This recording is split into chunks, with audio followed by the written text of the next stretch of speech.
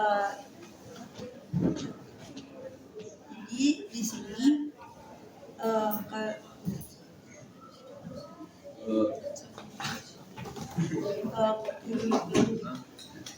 ini kecap kuring data nepikan eta ulah di bawah liat.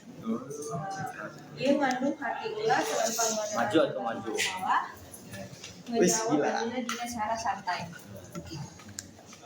ulah cari gacor Yang dibuat itu awal tuh tungtungna atau awal bukan akhir. Artinya kalimat ieu teh hiji kejadian atawa kaayaan anu ayeuna langsung lain titik akhir tina panganggahan atawa proses.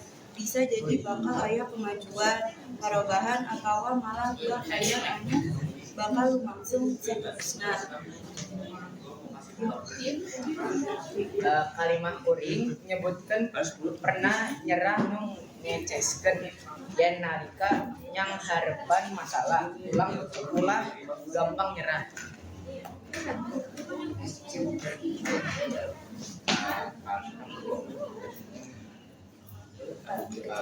Gini.